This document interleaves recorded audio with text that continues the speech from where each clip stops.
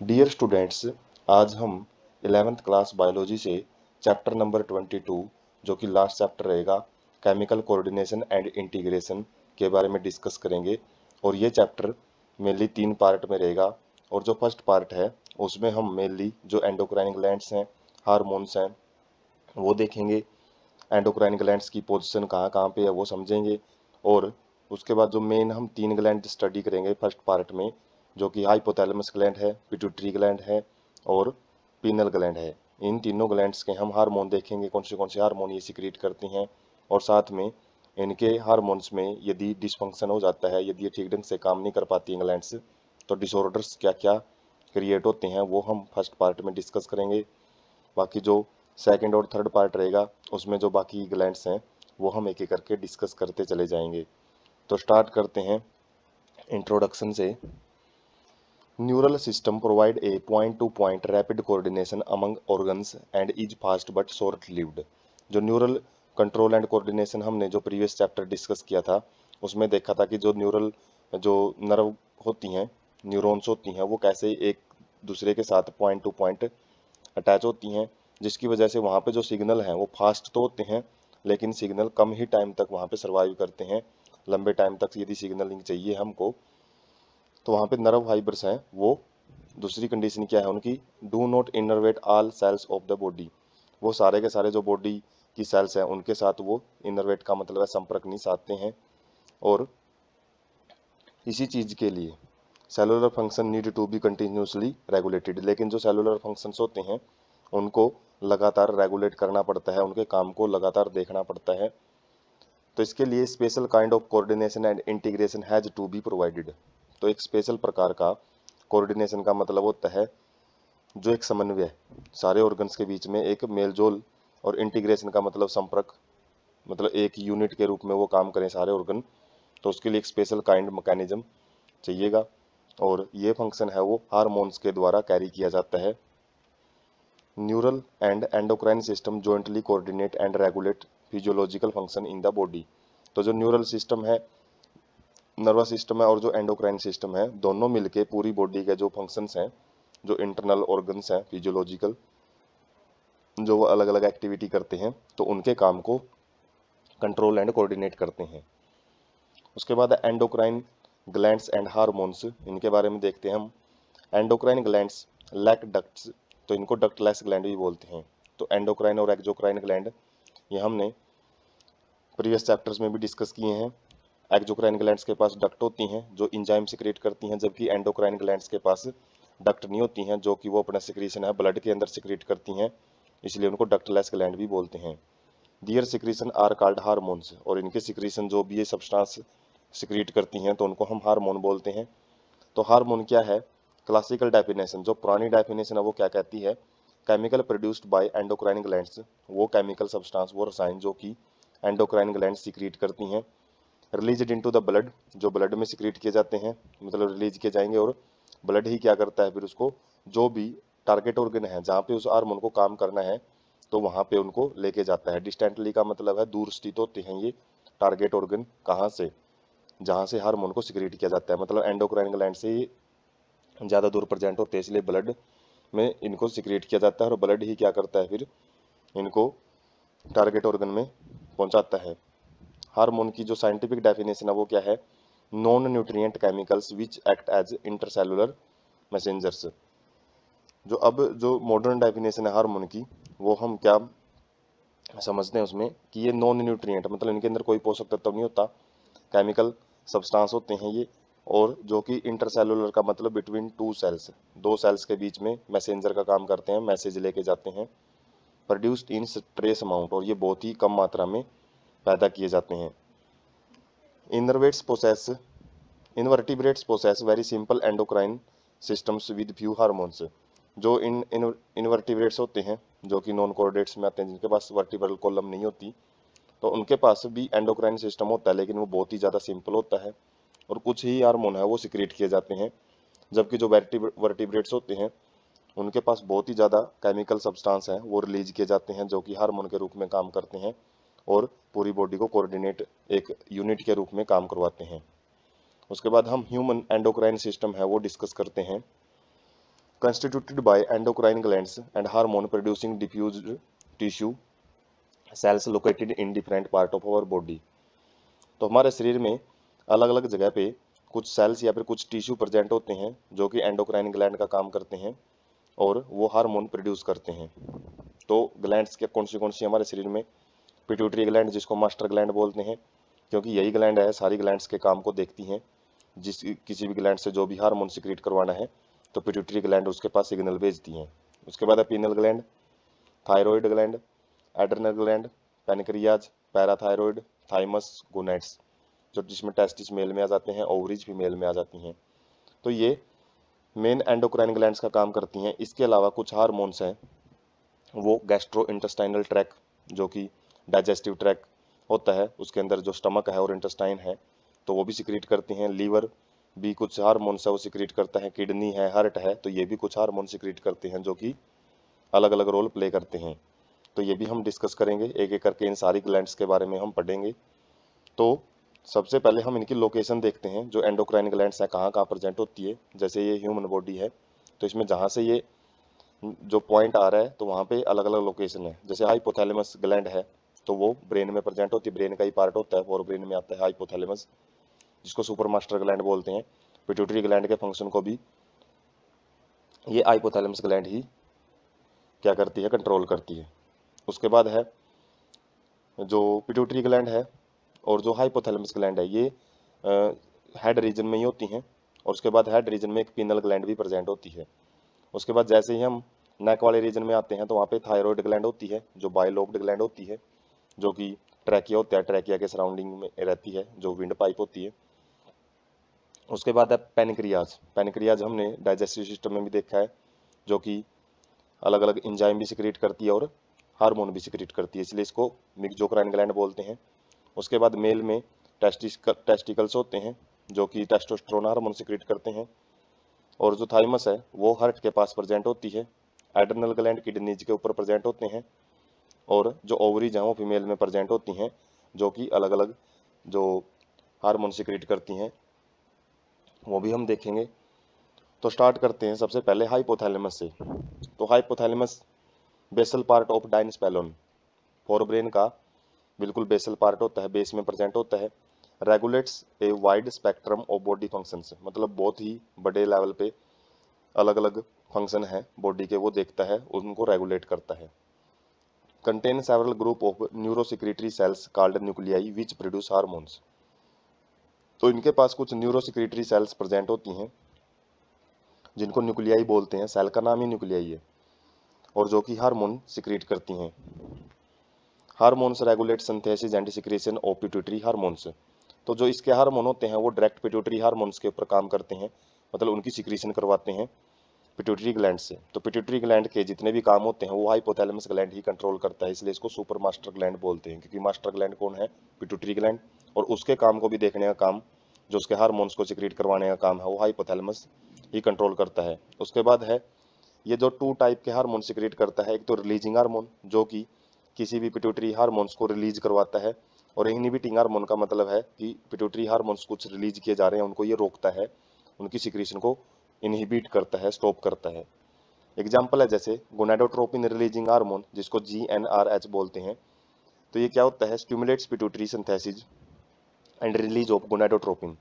तो gonadotropin hormone होते हैं जो कि गोनाड्स के ऊपर जाके काम करते हैं, और ये हार्मोन कौन रिलीज करता है, पिट्यूटरी ग्लैंड रिलीज करती हैं।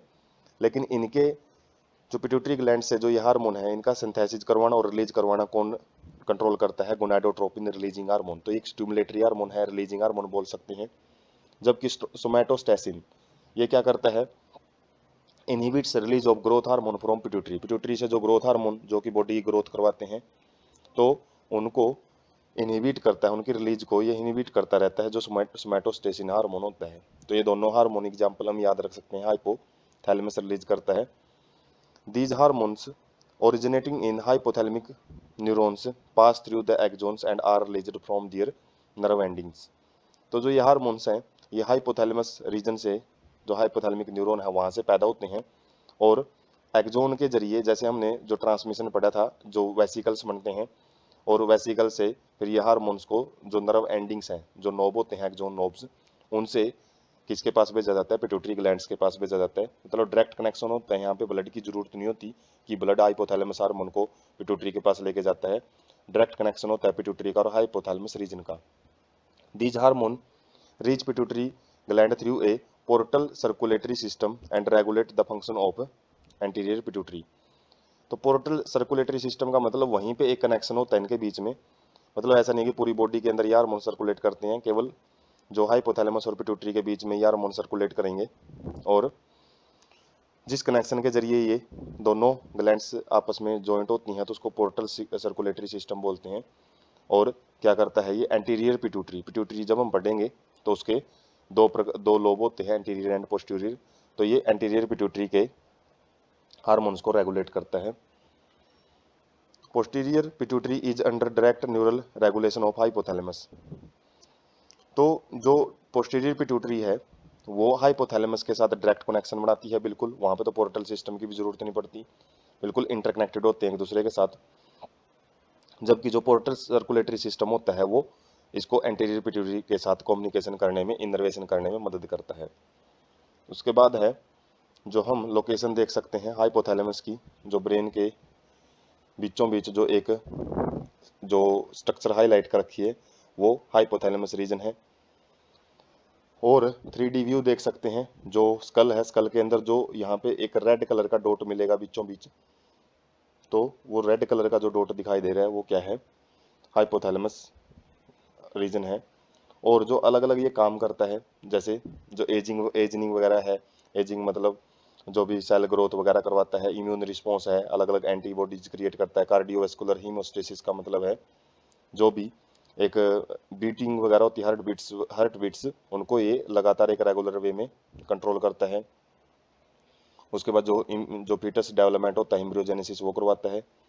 इंसुलिन सेंसिटिविटी मतलब जो इंसुलिन के प्रति ये सेंसिटिविटी क्रिएट करता है, इंसुलिन जो हार्मोन होता है उसके प्रति बड़ा सेंसिटिव होता है। और जो nutrient sensing and food absorption, जो न्यूट्रिएंट की सेंसिंग मतलब जो भी डाइजेस्टिव ट्रैक में न्यूट्रिएंट्स वगैरह होते हैं और फूड एब्जॉर्प्शन में भी ये मदद करवाता है। तो ये अलग अलग फंक्शन है जो हम हाइपोथैलेमस ग्लैंड के समझ सकते हैं। हाइपोथैलेमस जो पार्ट है ब्रेन का, ग्लैंड नहीं है, पार्ट है ये, फोर ब्रेन के पार्ट में आता है। उसके बाद है पिट्यूटरी ग्लैंड, जिसको मास्टर ग्लैंड भी बोलते हैं। कहाँ पे सिचुएटेड होती है ये, बोनी कैविटी, हड्डियों की कैविटी होती है, सेला टुर्सिका। तो सेला टुर्सिका नाम की जगह पे प्रेजेंट होती है। और ये हाइपोथैलेमस एक स्टाक, एक डंडी से अटैच होती है। डिवाइडेड एनाटोमिकली मतलब इंटरनल स्ट्रक्चर देखे बाहर से तो एक ही दिखाई देती है, लेकिन इंटरनली ये देखें इंटरनल स्ट्रक्चर के बेस के दो भाग में डिवाइडेड होती है। एक को एडिनोहाइपोफाइसिस बोलते हैं, दूसरे को न्यूरोहाइपोफाइसिस बोलते हैं। तो एडिनोहाइपोफाइसिस देखते हैं सबसे पहले। इसके दो पोर्शन होते हैं, एडिनोहाइपोफाइसिस के भी आगे दो भाग में डिवाइड होती है, पार्स डिस्टिलिस एंड पार्स इंटरमीडिया। तो जो पार्स डिस्टिलस रीजन है एंटीरियर पिट्यूटरी का, ये ग्रोथ हार्मोन को सिक्रीट करता है जिसको जीएच बोलते हैं, प्रोलैक्टिन पीआरएल को रिलीज करता है। थायराइड स्टिमुलेटिंग हार्मोन, जो थायराइड की जो ग्लैंड हम डिस्कस करेंगे तो उसके हार्मोन को सिक्रीट करवाने में मदद करता है, टीएसएच हार्मोन सिक्रीट करती है ये। एड्रेनोकोर्टिकोट्रोपिक हार्मोन्स, एसीटीएच हार्मोन्स हैं, ये अलग अलग जो हार्मोन है वो पार्स डिस्टिलस रीजन से सिक्रीट किए जाते हैं। उसके बाद ल्यूटिनाइजिंग हार्मोन है, एलएच है, फॉलिकुलर स्टिमुलेटिंग हार्मोन है, ये भी पार्स डिस्टिलस रीजन ही सिक्रीट करता है। जबकि जो पार्स इंटरमीडिया है ये एक ही हार्मोन सिक्रीट करता है, मेलेनोसाइट्स स्टिमुलेटिंग हार्मोन एमएसएच, जो कि मेलेनोसाइट्स के ऊपर काम करता है और वहां से मेलेनोटोनिन हार्मोन है वो सिक्रीट करवाता है। इसका भी हम फंक्शन देखेंगे। In humans pars intermedia is almost merged with a pars distalis. जो पार्स डिस्टिलस रीजन होता है उसके बिल्कुल अंदर प्रेजेंट होती है ये, मतलब अलग अलग इतनी सेपरेट दिखाई नहीं देती है ह्यूमंस के केस में। उसके बाद है neurohypophysis, pars nervosa posterior pituitary बोलते हैं जिसको। ये क्या करती है, stores and release two hormone called oxytocin and vasopressin. तो दो हार्मोन्स को ये सिक्रीट करती है neurohypophysis, which are actually synthesized by hypothalamus, जिनको बनाया तो हाइपोथैलेमस के द्वारा जाता है, बस ये स्टोर करती है। स्टोर और रिलीज करने का काम है, सिंथेसिस करने का काम तो हाइपोथैलेमस करता है इन दोनों हार्मोन को। And are transported axonally to the neurohypophysis. जबकि जो पोस्टीरियर जो भाग होता है, पोस्टीरियर पार्ट होता है पिट्यूटरी ग्लैंड का, एडिनोफाइसिस को एंटीरियर पार्ट बोलते हैं। तो इस भाग के पास जो हाइपोथैलेमस हार्मोन है वो किसके द्वारा, एक्सोन के द्वारा लेके आए जाते हैं। उसके बाद है ये हम जो पोर्शन है पिट्यूटरी ग्लैंड का वो हम देख सकते हैं, जो रेड कलर की जो डॉट दिखाई दे रही है ये पिट्यूटरी ग्लैंड है। ये ब्रेन को थोड़ा सेपरेट करके दिखाया गया ताकि इसकी लोकेशन है हमको पता लग जाए, क्योंकि ये बिल्कुल अंदर वाले पोर्शन में प्रेजेंट होती है। उसके बाद है जो रियल पिक है, इसके अंदर जो हाइपोथैलेमस रीजन है वो क्या करता है, पिट्यूटरी ग्लैंड्स के अंदर हार्मोन सिक्रीट करता है और वही आगे के आगे हार्मोन्स है वो सिक्रीट करवाते हैं। तो पिट्यूटरी ग्लैंड के जो फंक्शन है वो हाइपोथैलेमस ग्लैंड है वो देखती हैं। और यहाँ पे हम जो रियल लोकेशन है वो देख सकते हैं कहाँ पे प्रेजेंट है, जो कि बाइलोब्ड होती हैं, दो लोब बनते हैं, एक को एंटीरियर बोलते हैं, एक को पोस्टीरियर रीजन बोलते हैं। उसके बाद है फंक्शंस ऑफ पिट्यूटरी हार्मोन्स। जो पिट्यूटरी हार्मोन हमने देखे हैं वो क्या क्या काम करते हैं। प्रोलैक्टिन हार्मोन जो देखा था वो क्या करता है, growth of mammary glands. Mammary glands होती हैं जो फीमेल में, जो कि मिल्क रिलीज करती हैं, उनका फॉर्मेशन करती हैं ताकि यंग बेबी को क्या किया जा सके, डेवलप किया जा सके। तो प्रोलैक्टिन हार्मोन ही वो मेमोरी ग्लैंड्स की डेवलपमेंट और जो फॉर्मेशन ऑफ मिल्क वो करवाता है।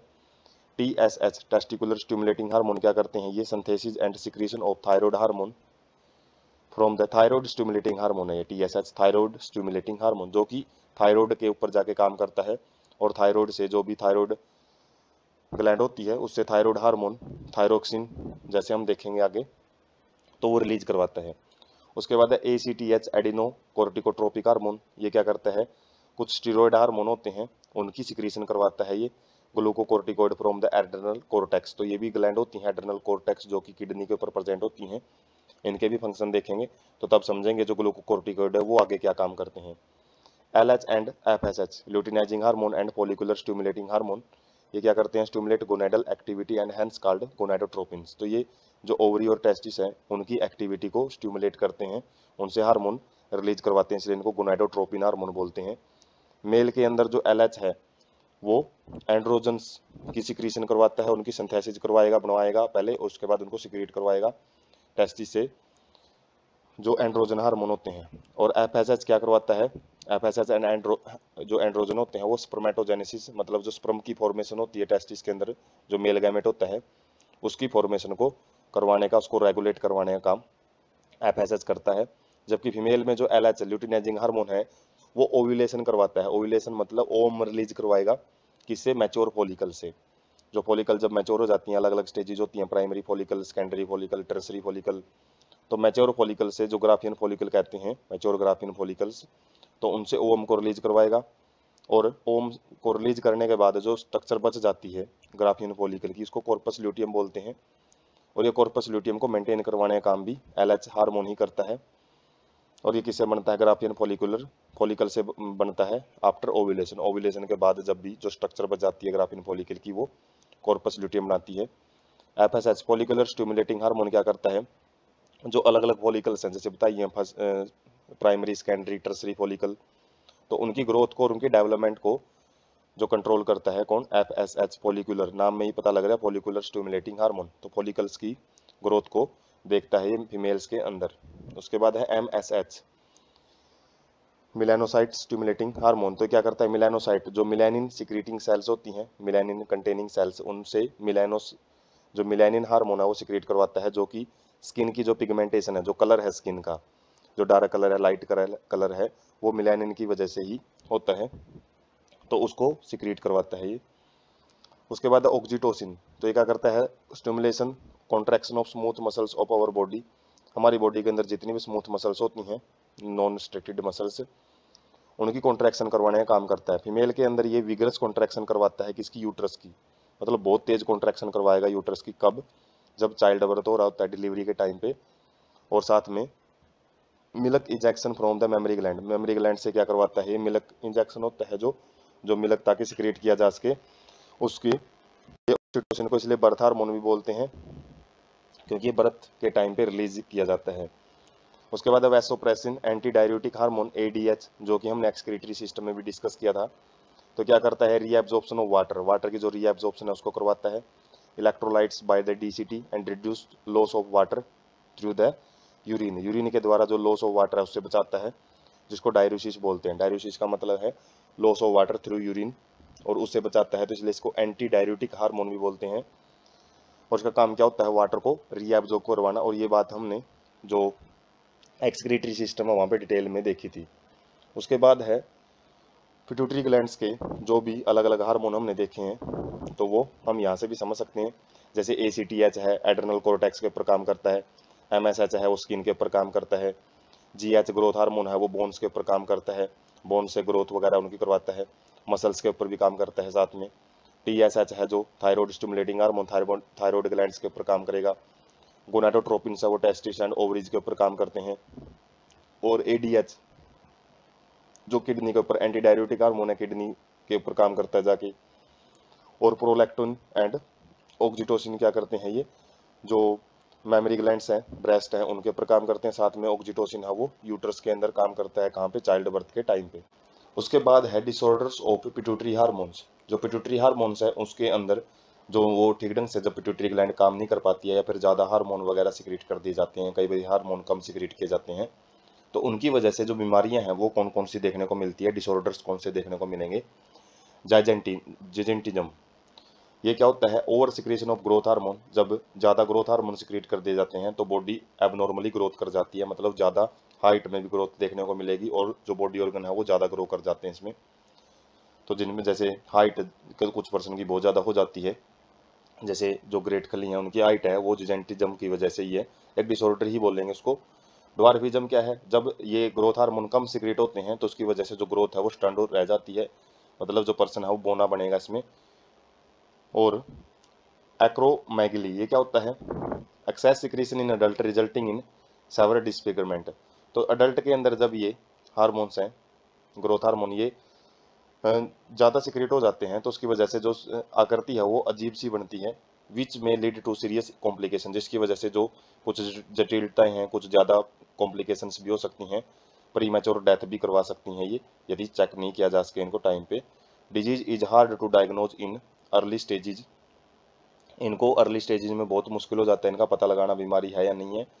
Until changes in external feature become noticeable, जब तक हम इसको बाहर से इनकी जो इनके चेंजेज हैं वो नहीं देख पाते, क्योंकि ये जो हार्मोन है बहुत ही ज़्यादा ट्रेस अमाउंट में सिक्रीट किए जाते हैं, और इन हार्मोन्स को हम पता भी नहीं कर सकते कि ब्लड में ये ज़्यादा मात्रा में सिक्रीट हो रहे हैं, कम मात्रा में।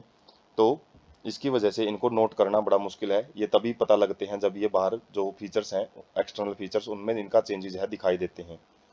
उसके बाद डायबिटीज इंसिपिडस, तो ये क्या होती है, इम्पेयरमेंट इफेक्टिंग सिंथेसिस और रिलीज ऑफ ADH। ADH जो एंटी डाययूरेटिक हार्मोन है उसकी ठीक ढंग से सिंथेसिस नहीं हो पाती है, उसका ठीक ढंग से रिलीज नहीं हो पाता है, जिसकी वजह से जो किडनी है वो वाटर को कंजर्व करने में जो अपनी जो उसकी एबिलिटी होती है उसको खो देती है, मतलब वाटर कंजर्व नहीं होएगा, वाटर ज़्यादा से ज़्यादा लॉस होएगा, leading to water loss and dehydration, जिसकी वजह से वाटर बहुत ज़्यादा लॉस होता है यूरिन के जरिए, और पानी में जो शरीर में पानी की कमी हो जाती है, जिसको डिहाइड्रेशन बोलते हैं। उसके बाद है टेबल से हम समझते हैं anterior pituitary disorder. Anterior pituitary के द्वारा जो हार्मोन है, जैसे ग्रोथ हार्मोन है वो देखा हमने, जिजेंटिज्म, एक्रोमेगली जो अडल्ट में देखने को मिलती है कंडीशन, जिजेंटिज्म चाइल्ड के अंदर देखने को मिलती है। ड्वार्फिज्म चाइल्ड में होता है, जबकि उसके बाद लेद्रिगी प्रीमैच्योर एजिंग, मतलब जो टाइम से पहले बुढ़ापा वो देखने को मिलता है। ACTH की वजह से जो कुशिंग डिजीज होती है, और एडिशन डिजीज किसकी वजह से, जब इंक्रीज लेवल, एक साइड में लेवल इंक्रीज है, एक साइड में डिक्रीज लेवल है, यदि हार्मोन ज़्यादा सिक्रीट होते हैं, जैसे ACTH ज़्यादा हार्मोन सिक्रीट होएगा तो कुशिंग डिजीज होती है, जबकि यदि हार्मोन कम होते हैं तो एडिशन डिजीज सिक्रीट होती है। तो ये हम जब जो कोर्टेक्स, एड्रेनल कोर्टेक्स ग्लैंड्स पढ़ेंगे, एड्रेनल मेडुला, तो जो कोर्टेक्स, जो एड्रेनल ग्लैंड्स डिस्कस करेंगे तब भी आएंगी ये डिजीज हैं। TSH जो थायराइड स्टिमुलेटिंग हार्मोन है, जब उसका लेवल है वो बहुत ज़्यादा बढ़ जाता है तो गाइटर जो बीमारी होती है जिसमें जो गला है वो फूल जाता है। इंक्रीज्ड BMR, तो इसके भी अलग अलग जो इफेक्ट हैं वो हम जब थायराइड ग्लैंड देखेंगे तब आएंगे ये। और डिक्रीज्ड कंडीशन के अंदर भी अलग अलग कंडीशन है वो पाई जाती है, जैसे क्रेटिनिज्म है, चिल्ड्रन के अंदर पाई जाती है।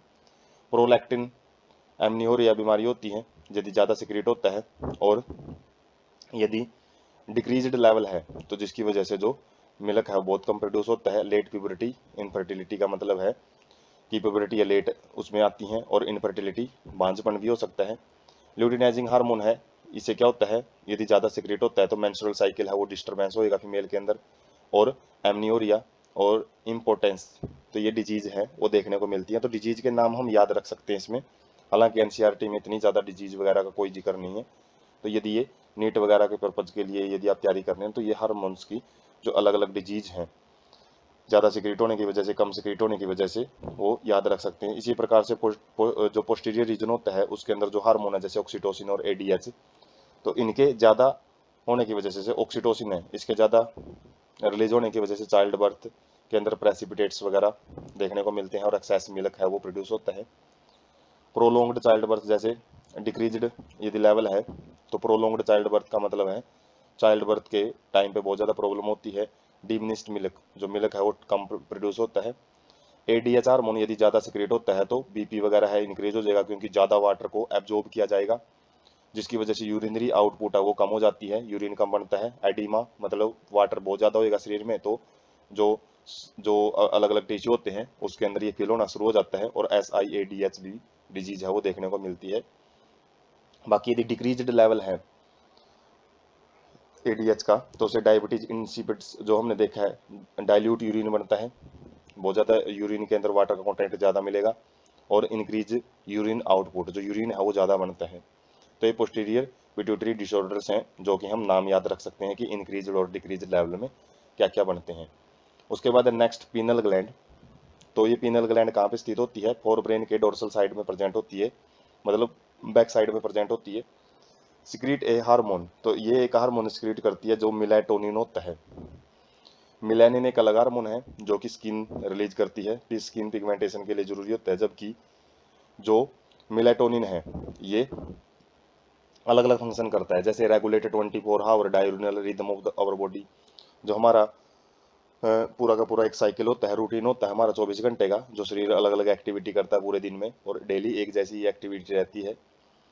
तो वो जो एक्टिविटी है, जो 24 आवर का जो दिन होता है उसकी जो रिदम है एक लयबद्ध तरीके से काम करवाना, तो वो मिलेटोनिन का काम होता है। Maintaining rhythms of sleep wake cycle, जो हमारा सोने और जागने का जो साइकिल होता है उसको मेंटेन करता है, बॉडी टेम्परेचर को मेंटेन करेगा।